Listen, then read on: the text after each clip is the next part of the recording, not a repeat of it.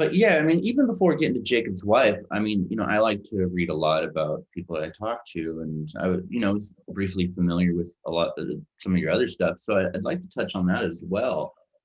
Uh, growing up, I wanted to be a writer since, I mean, 8 or 9 years old. And so like reading that you self-published your first book at 8, I think that's such a unique thing. I'm kind of curious if you could kind of speak on that real quick. It was a class project. So, this teacher, they were very into reading, thankfully, in my school, second, third, fourth grade. And so we were read to regularly. Of course, my parents were into, my mom was into that also.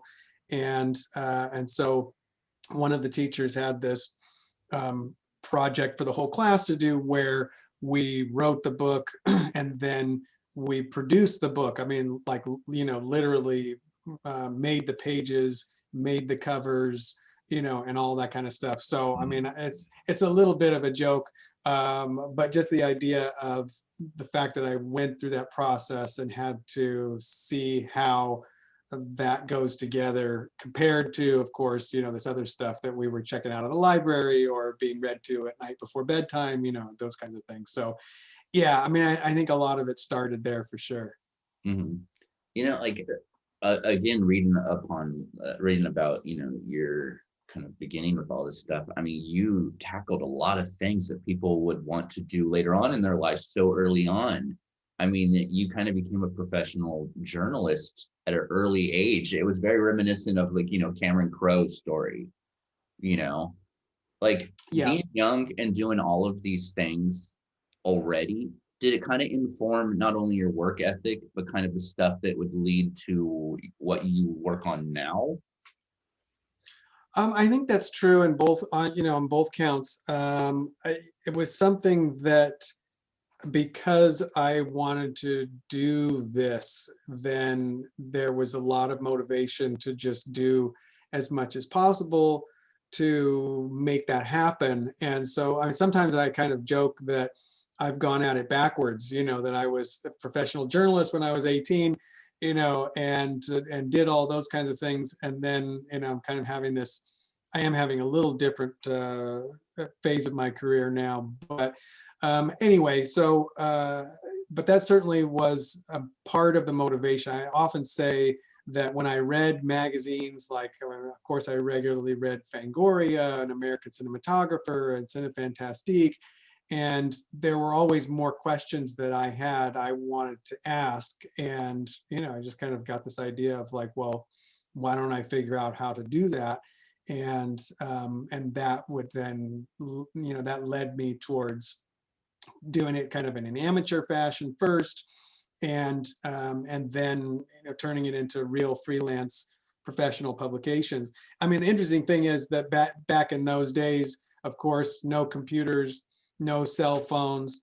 This was all me on the landline, at my parents' house, because I was in high school, figuring out, okay, I got to call information for Los Angeles to ask for the number of Universal Studios, and I'm going to call Universal Studios and I'm going to ask, I want to speak to John Carpenter, and they don't know who you are, they don't see who you are, they hear a voice on the phone and they are doing their job. And so literally they would say, one moment please, and the next thing I would be production, and it was the production office for the thing.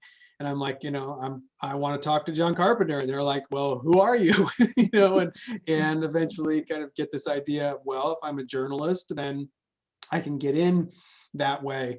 And sure enough, that started to work. And some of the more independent filmmakers responded in different ways. And I started getting access to people. And of course, as practice, then, one thing led to another. And I just kind of worked my way up to doing different things and interviewing different filmmakers and visiting different sets and all that kind of stuff.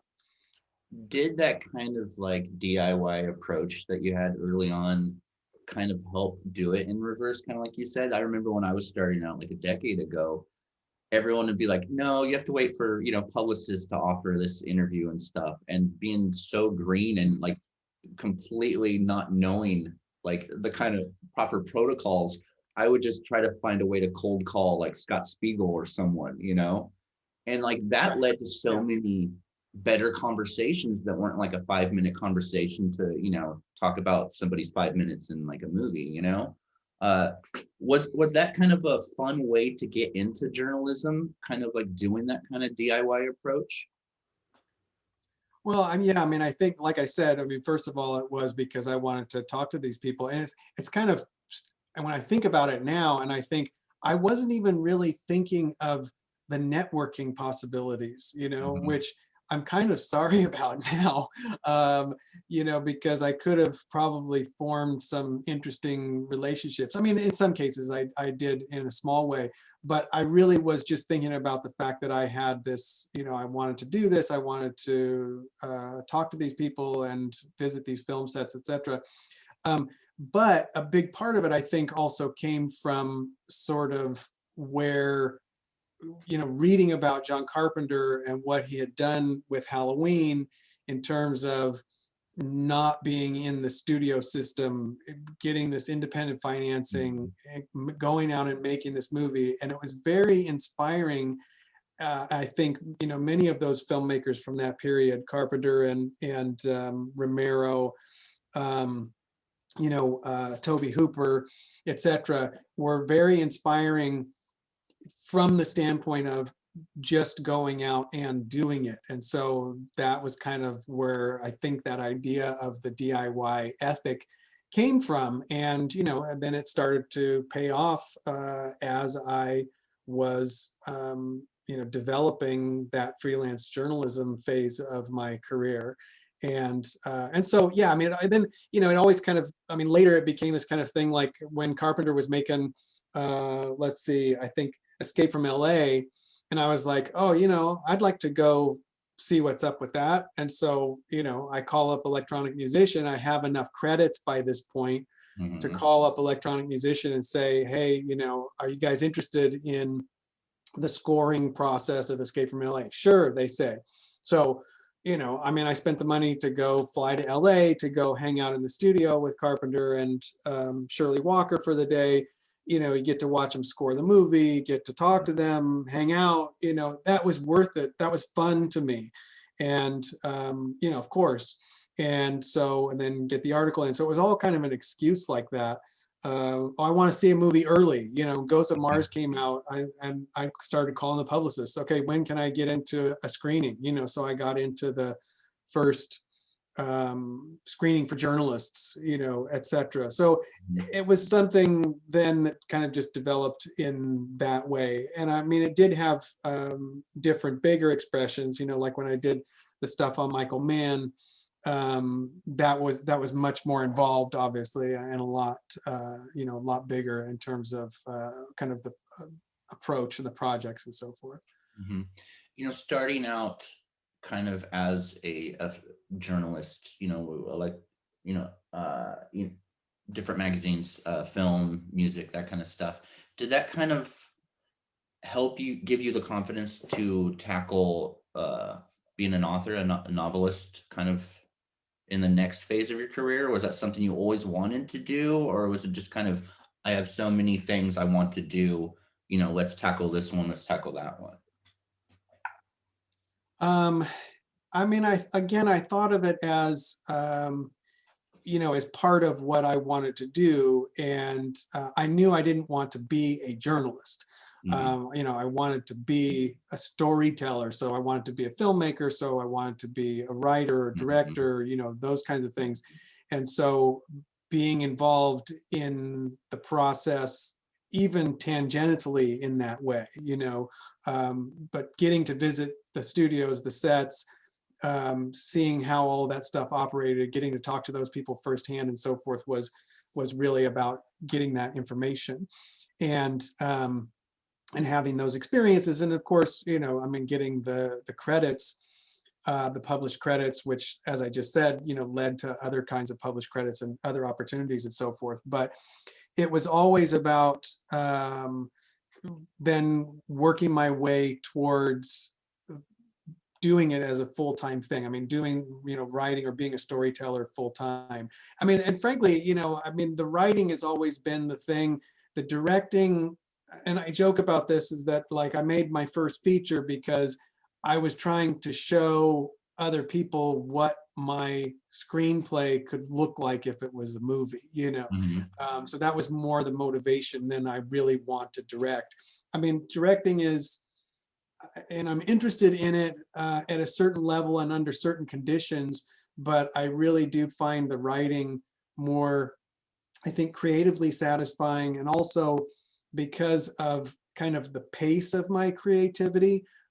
You know, directors get attached to something and it takes them 3 years or whatever, right? To go Mhm. from the early stages and all through pre-production and production and post-production and marketing and all that kind of stuff. And meanwhile, you know, I can have written 3, 4, 5 screenplays, you know, 2 Mhm. books, whatever. So from that standpoint, that's why the writing kind of appeals to me.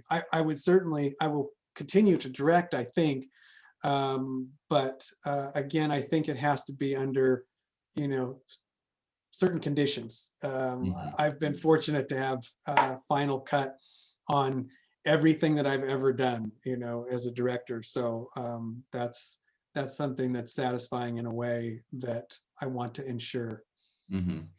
You know, I think one of the most refreshing things about your work, for me, is how kind of all across the table it is in a very good way.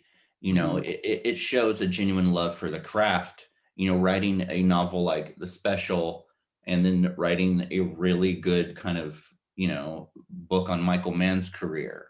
You know, Right. it shows that there's a love just for the craft of writing and films in general. You know, as from a writer's perspective, do you approach them in a similar way, or when you tackle a novel or a screenplay or, you know, a nonfiction book about a really legendary filmmaker, is there a different process for each one for you? No, it's really only about what it is that interests me. I mean, maybe that sounds, I don't know, maybe that sounds self-centered or selfish or something like that. But I mean, honestly, if it's something that I'm going to put this kind of time and effort and energy into, it's got to be something that I have a very strong motivation Hmm. to do. And so that's always been kind of the focus. I've been fortunate to, like in my freelance journalism career, I got to pick whatever I wanted to do. I wasn't a journalist working for a magazine who was getting assignments, and 5 assignments, you know, out of 6 were ones I didn't want to write, or I didn't have interest in. Hmm. It was everything that I chose. I chose because, yes, this is what I want to do, or this is what I'm interested in, and this is the way that I am interested in it. You know, so for instance, I was a big Philip K. Dick fan, and I thought of him only as a science fiction writer. Most and introduced to him because of Ridley Scott's Blade Runner, and it wasn't until you know, years after Blade Runner that I read one of the paperback reissues of Time Out of Joint that Hmm. had an essay in the back of it about Phil's religious experiences. And when I read that, I was like, you know, holy smoke, this is totally bizarre. And it launched kind of Hmm. this whole new investigation on my part into all of that stuff, finding out about the exegesis and finding out about how the later novels were motivated. And so all of that became very interesting to me. So when I set about then to make my documentary on Phil, then that was my focus. I wanted to create the experience that I had reading that essay for other viewers. And I think it's one of the reasons, you know, so many people hate my documentary on Phil, because, oh, you didn't talk about this part of his career, you know, you didn't do this, you didn't do that. I wasn't interested in doing any of that stuff. You know, all I wanted to do was focus on what had happened with his religious experiences. So that's why I interviewed the people that I interviewed, you know, Hmm. and I talked to lots of other people, and you know, it was going to be a different film if I approached it that way. So again, this is when I go back to being dedicated to what I'm interested in. That's the motivation, you know, and that's where that comes from. And I think that you talk about kind of the broad quality, so to speak. Yeah, I mean, my interests are, I'm interested in a lot of different things. It's still, I think, a very narrow focus ultimately, but yeah, I have the freedom to do that, so I've enjoyed that. Yeah, definitely. I've interviewed, I think, Barbara Crampton at least a dozen times over the last few years, and we've become friends. And there have been so many times in different interviews where she would mention this project that she was trying to get made, this kind of passion project. And it was so exciting to hear her talk about this over the years. So when Jacob's Wife finally came out recently and I was able to watch it, like it just blew me away in so many different ways. Like you don't really get a tell or story like that very often, told from a perspective of, a woman that's always been in the shadow of her significant other.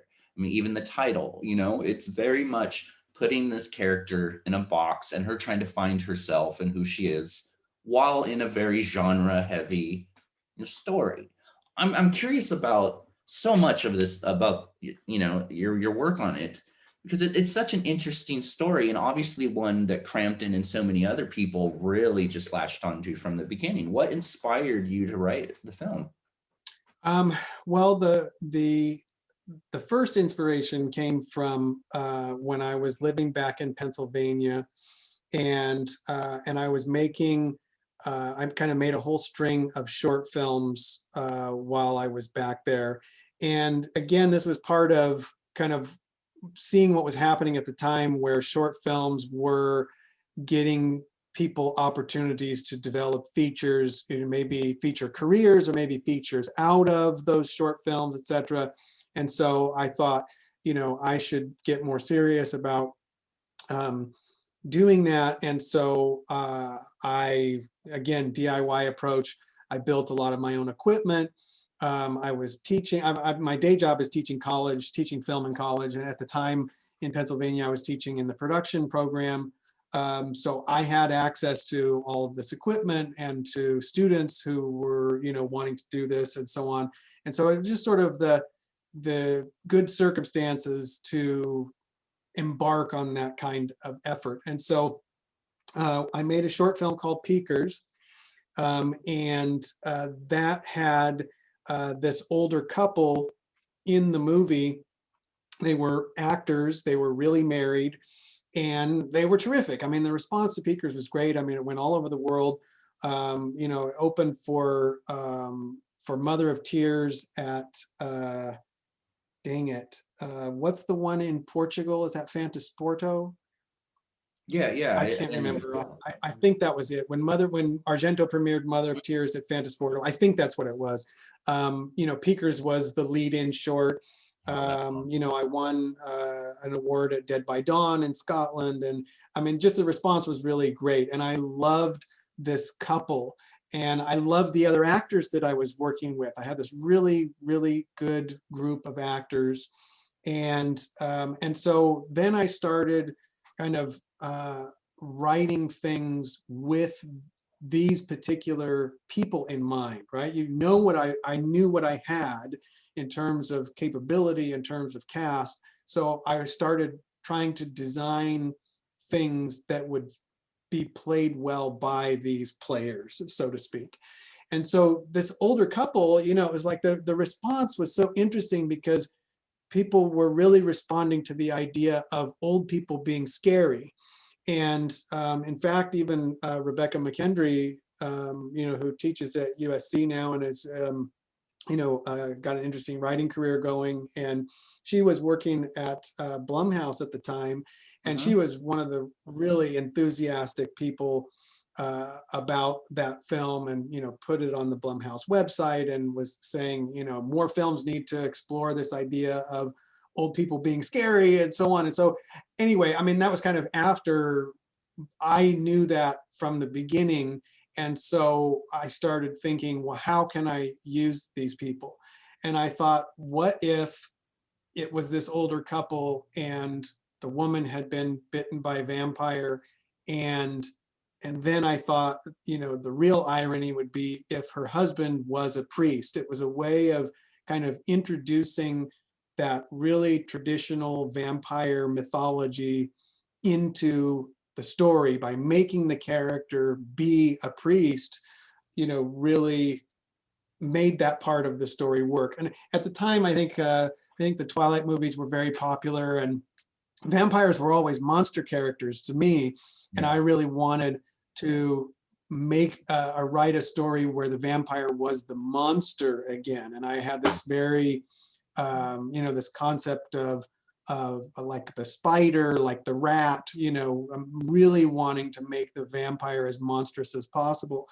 So that kind of then became the genesis of the idea. How does somebody deal with this in a relationship? And of course, the easy sort of metaphorical extension is, if you're an older couple and then one partner gets Alzheimer's, or, one partner gets cancer, or, whatever, how do you deal with these kinds of things? And so that became, again, the genesis for the idea. And, I worked on it for a while in several different forms.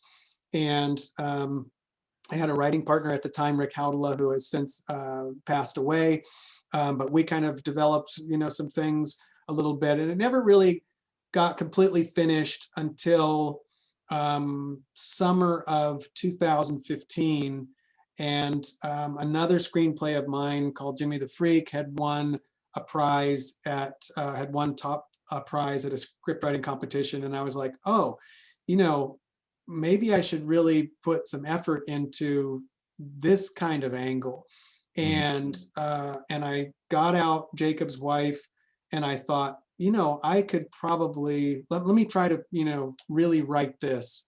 And so I wrote that and then submitted it to Shriekfest, and, again, ended up winning top prize at Shriekfest in 2015. And I had been in Shriekfest a number of times before that. So, I knew Denise and she knew my work and so on. And I think literally I saw a picture. I had missed the opening night party. But I saw a picture, and I think that Barbara was at the party or something, but it just kind of clicked, like, oh, Denise knows Barbara.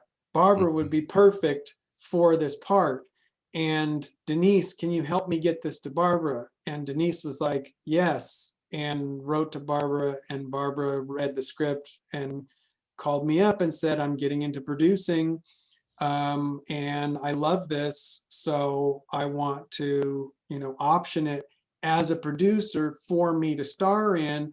But, and Barbara was very honest about this all throughout the time that she developed it. She considered several times not playing the part herself, and, trying to make the movie with other actors in the role. But I think she really knew all along that, she wanted to do it. I mean, and one of the things that she said to me early on was, it's just so rare to see anything that's written for older actors, I mean, purposely for people at this time in their lives, which of course was my goal from the beginning. And that's what worked for her as well. And I mean, worked very well. I mean, her and Larry are just incredible.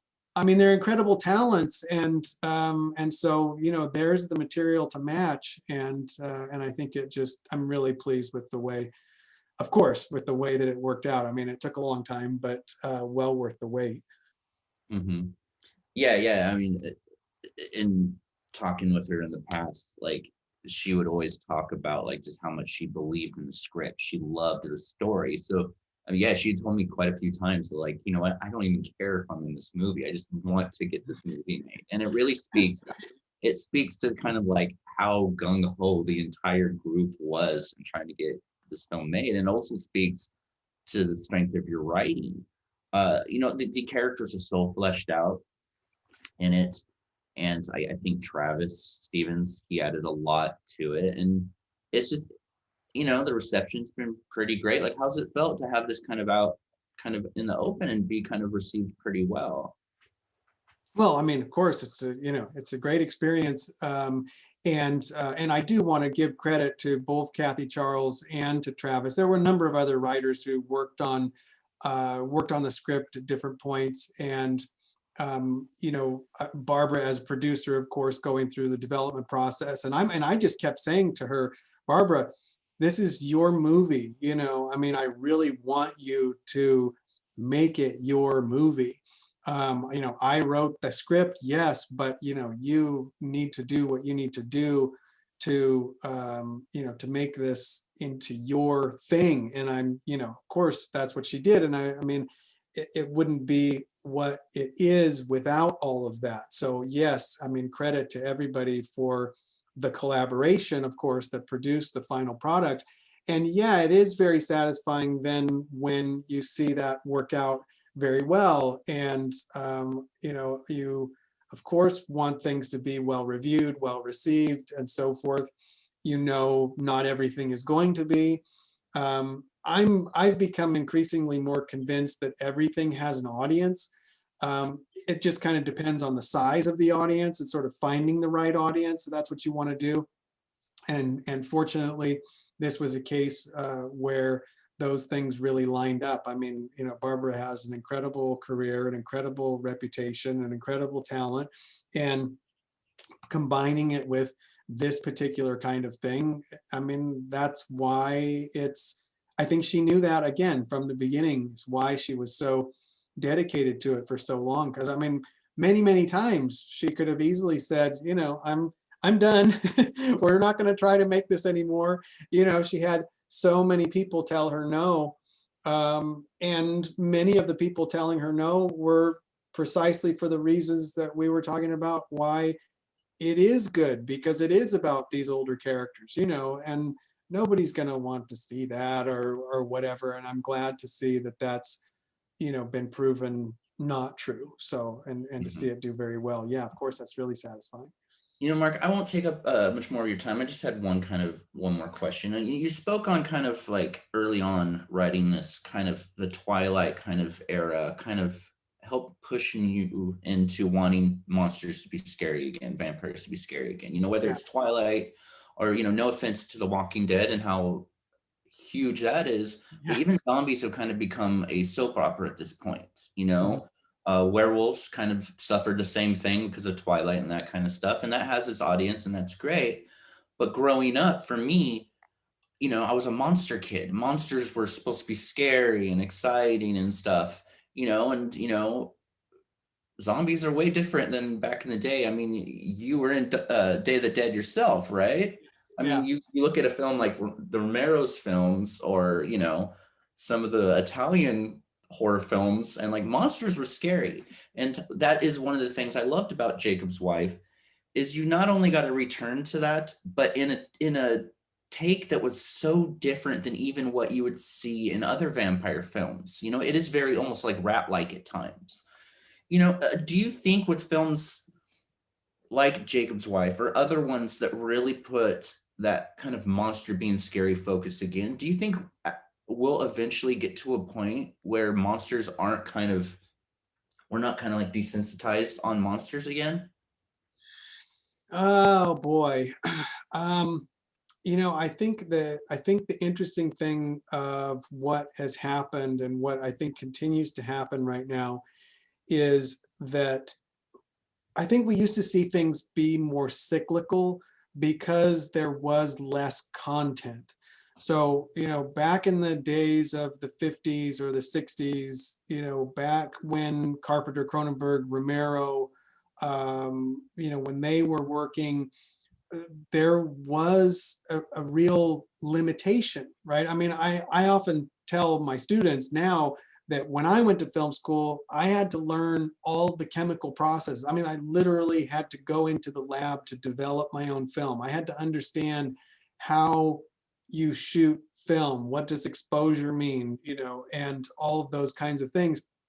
And so many people were kept out of the process because of all of those technical hurdles. It was expensive. You had to have all of this specialized knowledge and equipment.